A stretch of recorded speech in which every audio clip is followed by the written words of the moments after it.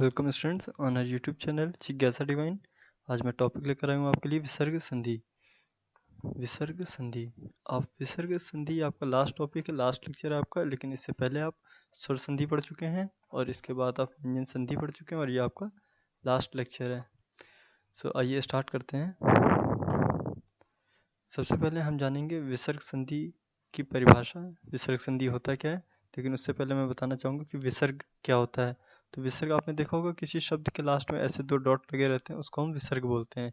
विसर्ग संधि में क्या होगा, संधि मीन्स होता है आपका ज्वाइनिंग। संधि मीन्स है ज्वाइनिंग, और आपको ज्वाइनिंग करना है विसर्ग का। ये जो विसर्ग है इसका ज्वाइनिंग करना है आप। अब इसका ज्वाइनिंग आप किसके साथ करेंगे, कोई दूसरा शब्द दिया होगा उसके पहले लेटर में, या तो वो स्वर होगा या फिर वो व्यंजन होगा। तो आप विसर्ग का स्वर के साथ संधि करेंगे या फिर विसर्ग का व्यंजन के साथ संधि करेंगे, यही आपका विसर्ग संधि है। तो आइए इसकी डेफिनेशन पढ़ देते हैं। जब संधि करते समय विसर्ग के बाद स्वर या व्यंजन वर्ण के आने से, तो विसर्ग के बाद ये आपका विसर्ग है वर्ड के लास्ट में, और सेकंड वर्ड के स्टार्टिंग में स्वर है या व्यंजन है, तो स्वर या व्यंजन वर्ण के आने से जो विकार उत्पन्न होता है, तो विकार मतलब होता है आपका चेंजेस। तो वर्ड्स में जो शब्दों में जो आपके चेंजेस होंगे वही आपके, उसी को हम लोग विकार बोलते हैं। जैसे ये विसर्ग है आपका, ये स्वर है, तो विसर्ग के पहले एक शब्द दिया होगा, विसर्ग के लास्ट में मतलब ये इस सेकंड शब्द में लास्ट में कुछ लेटर होंगे, कुछ वर्ण होंगे, ये चेंज नहीं होंगे। चेंज आपका यहाँ पर ही होगा, विसर्ग और स्वर या व्यंजन के साथ ऐड होने पर इसी जगह आपका विकार आएगा। विकार मीन्स चेंज आएगा। तो आइए कुछ एग्जाम्पल देख लेते हैं इसके हम। विसर्ग संधि के उदाहरण, जैसे अंतःकरण। तो अंतःकरण को आप ऐसे लिख सकते हैं, अंतः, ये गलत लिखा हुआ है, अंतःकरण, इसको एक साथ लिख सकते हैं आप ऐसे, अंतःकरण। ये मैं बताऊंगा ऐसा संधि में कब होता है। सेकंड है आपका अंतःगत, तो इसमें विसर्ग है, ये आपका व्यंजन है, ये सब व्यंजन है, देखिए ये व्यंजन है, ये व्यंजन है, ये सारे विसर्ग हैं आपके। तो विसर्ग का व्यंजन के साथ ऐड कर रहे हैं, तो अंतर्गत, विसर्ग आपका रा में चेंज हो गया, रा क्या है, आधा रा। अंतः ध्यान आपका अंतर ध्यान हो गया, फिर से ये आपका विसर्ग रा में चेंज हो गया, और यहाँ पर भी आपका जो विसर्ग है वो अंतःराष्ट्रीय अंतरराष्ट्रीय, ये भी आपका आधे रा में चेंज हो गया। तो देखते हैं, आइए इसके कुछ रूल्स दिए हुए हैं, कुछ नियम है, आइए समझते हैं कैसे इनमें विकार आता है या चेंजेस आते हैं। तो आपका सबसे पहला नियम है, ये नियम 1 है, ये बता रहा है विसर्ग के बाद, ये जो विसर्ग है इसके बाद चा या छा हो, विसर्ग के बाद चा या छा हो तो विसर्ग शा में कन्वर्ट हो जाता है। विसर्ग के बाद अगर चा और छा दिया हो, ये आपका का वर्ग है, चा वर्ग है, टा वर्ग है, ता वर्ग है, पा वर्ग है। आपको बोला गया चा वर्ग में चा या छा आए तो, विसर्ग के बाद चा या छा आए तो उसको हम शा में कन्वर्ट कर देंगे, ये वाले शा में, ठीक है, आधा शा में। टा या ठा आता है, टा या ठा हो तो ये वाले शा में कन्वर्जन हो जाएगा, या ये शा है, तो टा या ठा आने से जो शा बनेगा आपका ये वाला शा बनेगा, और ता और था आने से आपका ये नॉर्मल वाला सा बनेगा आपका। तो ये सा वाला रूल आप देख लीजिए कि शा कैसे बनता है। चा वर्ग में चा छा आने से ये वाला शा बनेगा, टा वर्ग में टा ठा आने से ये वाला ये वाला शा बनेगा, और ता था में ता वर्ग में ता था आने से आपको ये वाला सा बनेगा। तो आइए इसको एग्जांपल्स के थ्रू समझ लेते हैं। जैसे आपका दिया हुआ है यहाँ पर नि, ये आपका विसर्ग है और ये आपका व्यंजन है। तो व्यंजन में आपका चा छा, तो चा वर्ग का व्यंजन है ये, तो चा वर्ग का व्यंजन है चा छा, तो आपका चा छा वाला किस में चेंज हो जाएगा, शा में, ये वाला शा, आधा शा, तो ये आपका आधा शा में कन्वर्ट हो गया, निश्चल। ऐसे धनु, धनु में विसर्ग है, विसर्ग आपका टा के साथ ऐड हो रहा है, टा आपका टा वर्ग में आता है टा, और टा वर्ग में आने से आपका जो शा बनेगा वो ये वाला बनेगा, षटकोण वाला। तो धनु टंकार में आपका शा ये वाला बन गया। ऐसे निह तार में ता आया हुआ है, तो ता था, तो ये आपका ता वर्ग है, ता वर्ग किस में आपका कन्वर्ट हो जाएगा, ये वाले सा में, इसलिए निह तार को निस्तार आप ऐसे लिखेंगे। और निह च, तो ये चा वर्ग में आ गया चा, इसलिए ये जो विसर्ग है ये आपका आदेश शा में चेंज हो जाएगा, तो हो जाएगा निश्चय। ये आपका आधे सा में कन्वर्ट हो गया था। ओके, तो ये आपका नियम फर्स्ट था। अब नियम सेकंड में क्या है? नियम सेकंड कह रहा है कि विसर्ग के बाद, यदि विसर्ग के बाद शा सा या सा आए तो, यदि विसर्ग के बाद या ले शा आते हैं तो ये अपने मूल रूप में बना रहता है, यानी उसमें कोई भी चेंजेस नहीं आते हैं।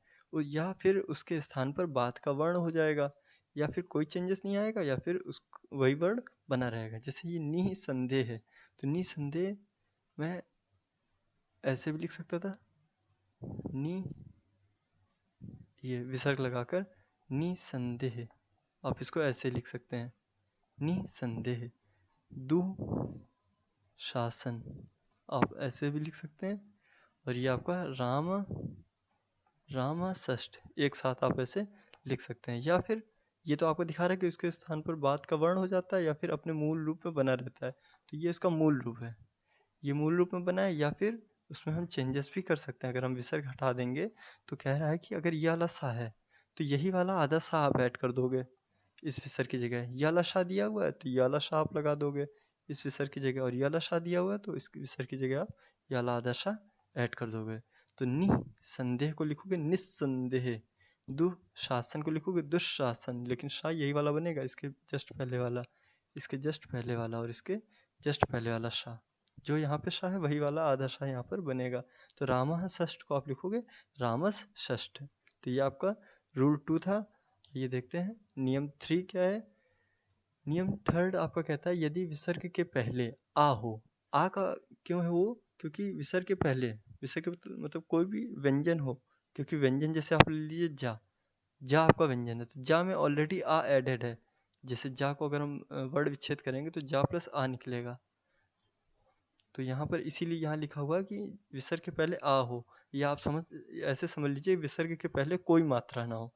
आप ऐसे भी समझ सकते हैं, जैसे ये विसर्ग दिया उसके पहले कोई मात्रा नहीं, जा में कोई मात्रा नहीं, ता में कोई मात्रा नहीं, ता में कोई मात्रा नहीं, या में कोई मात्रा नहीं। या फिर बोल सकते हैं विसर्ग के पहले आ हो, छोटा आ, तथा बाद में, विसर्ग के बाद में यदि का खा और पा फा दिया हो।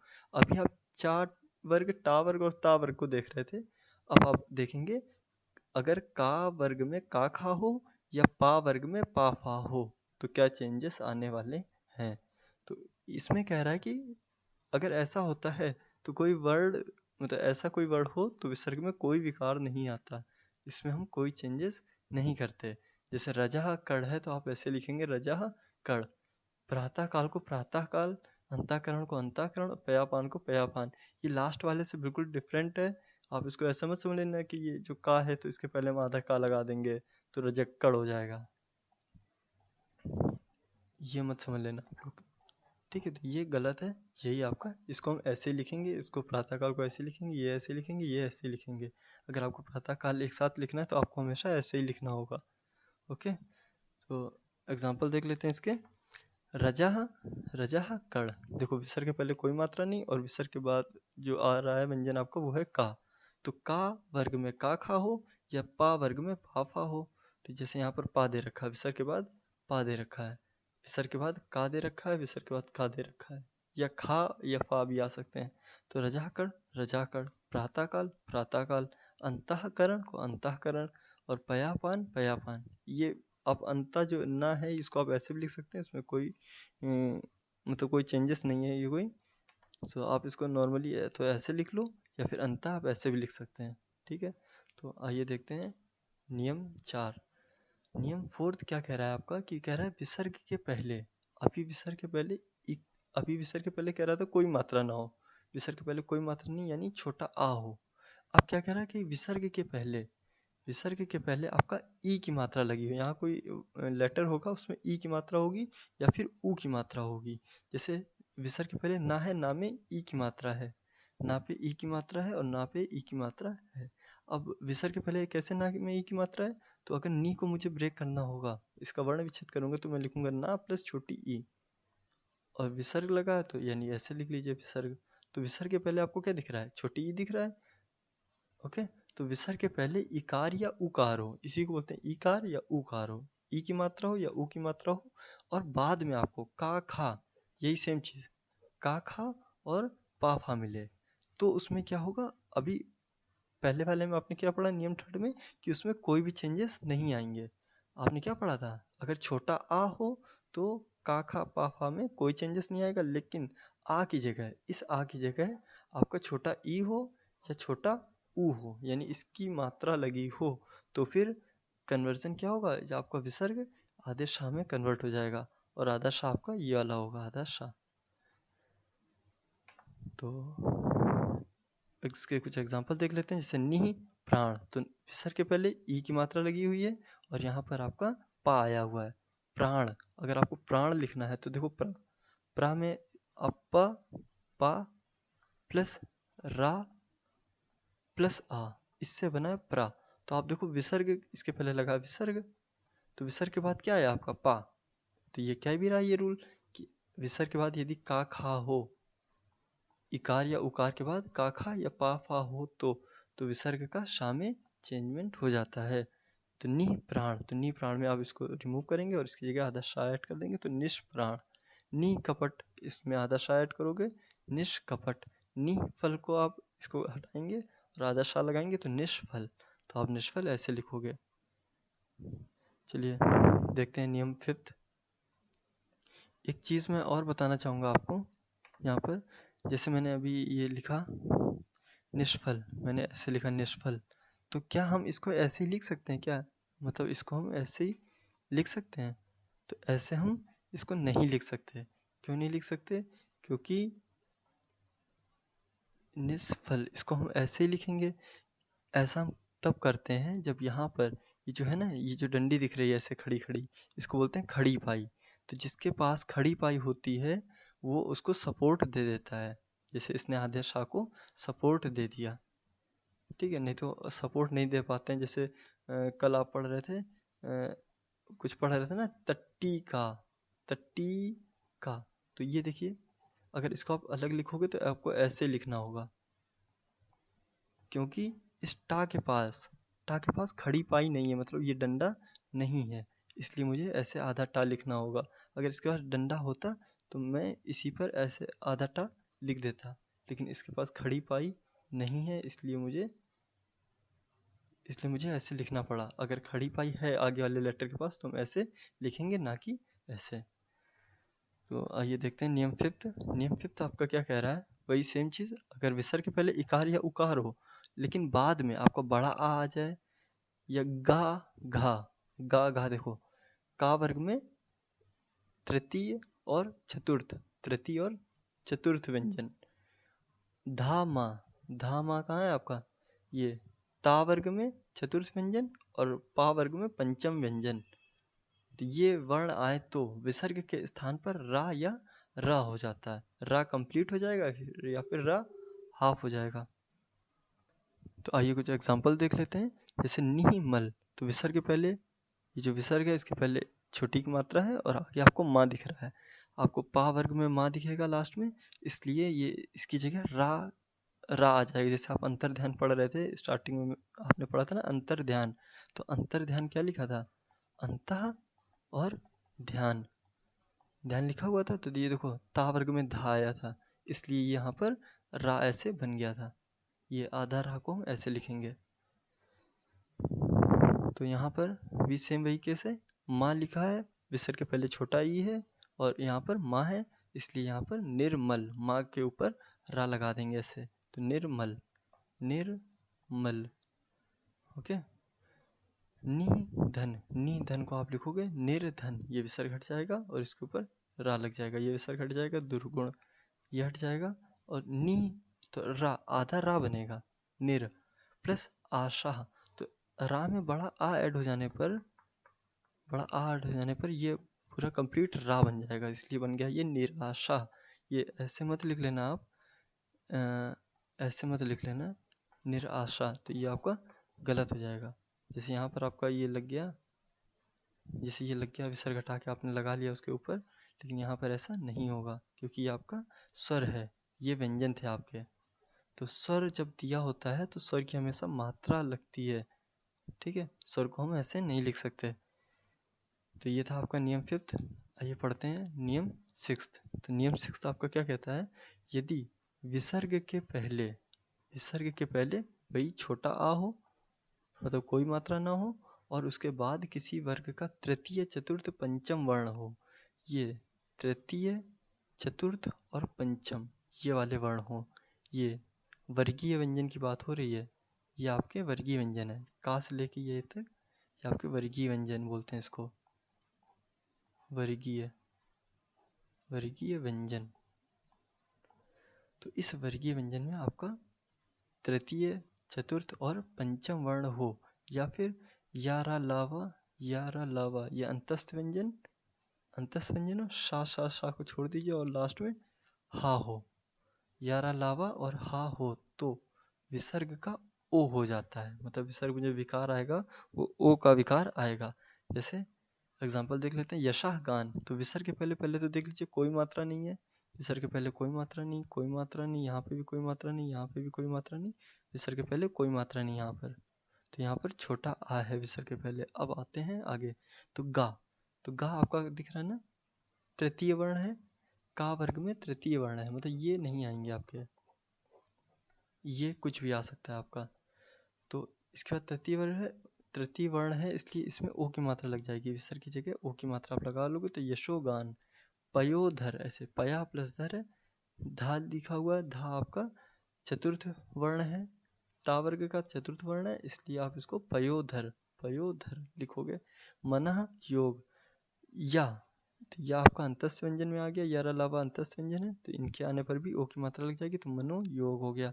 मना रथ, रा भी आपका अंतस्थ व्यंजन में है, तो मनो रथ। फिर वाह भी आपका अंतस्थ व्यंजन में है, ये भी सरोवर, सरा प्लस वर सरोवर। पुरा प्लस हित, अभी जो हा दिया हुआ था लास्ट में, तो पुरोहित। तो यारा लावा हा, ये यारा लावा हा, और ये थी तृतीय चतुर्थ और पंचम वर्ण हो, तो ठीक है। तो ये आपका नियम 6 था। आइए देखते हैं नियम 7। नियम 7 क्या कहता है, यदि विसर्ग के पहले छोटा ई या ऊ हो, वही इकार या उकार हो, तथा बाद में रा आ जाए, मतलब विसर्ग के पहले छोटे ई की मात्रा हो, छोटे ऊ की मात्रा हो, और उसके बाद में रा आ जाए, तो क्या होगा, तो ई के स्थान पर बड़ी ई, जो ई है ये बड़ी ई में कन्वर्ट हो जाएगा, और जो छोटा ऊ है वो बड़ा ऊ में कन्वर्ट हो जाएगा, बस। जैसे नी प्लस रोग है, तो देखो विसर्ग के पहले छोटी की मात्रा है और यहाँ पे रा आ गया, तो ना पे बड़ी की मात्रा लग जाएगी, नी रोग। दू प्लस राज, विसर्ग के पहले छोटे की मात्रा है, यहाँ पे रा है, इसलिए यहाँ पर बड़ा ऊ लग गया, तो दू राज। तो ये बिल्कुल सिंपल था। आइए नेक्स्ट नियम देखते हैं, नियम 8। नियम 8 क्या कहता है, यदि विसर्ग के पहले और बाद में छोटा आ हो, विसर्ग के पहले भी मतलब कोई मात्रा ना हो, विसर्ग के पहले कोई मात्रा ना हो यानी छोटा आ हो, और विसर्ग के बाद छोटा आ दिया हो, छोटा आ ये मात्रा होगी, ये मात्रा है, और यहाँ पे पूरा स्वर दिया होगा, तो विसर्ग के पहले अगर छोटे आ की मात्रा हो और प्लस मतलब उसके बाद जो सेकंड वर्ड है उसमें आपका छोटा आ दिया हो, मतलब स्वर दिया हो, तो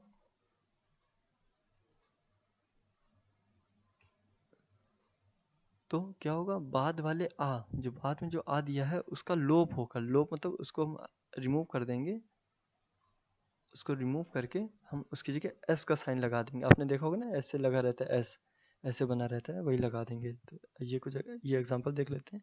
साह प्लस आहम, तो सा विसर्ग के पहले कोई मात्रा नहीं है और इसके बाद आपका छोटा आ भी दे रखा है, तो आपको क्या करना है, सा में ओ की मात्रा लगा देनी है, सो, क्योंकि छोटा आपका मतलब जो मात्रा है आ की वो ओ में कन्वर्ट हो जाएगी, और जो स्वर दिया हुआ है वो एस में कन्वर्ट हो जाएगा, तो आहम की जगह इसकी जगह आप एस लगा दोगे, इसकी जगह आप एस लगा दोगे और इसकी जगह ओ लगा दोगे, क्योंकि विसर्ग के पहले कोई मात्रा नहीं थी और आ दे रखा है बाद में, तो आप यहाँ पर ओ की मात्रा लगा के यहाँ एस लिख देंगे, तो प्रथमोध्याय, इसको आप पढ़ोगे प्रथमोध्याय, ये पढ़ोगे सोहम।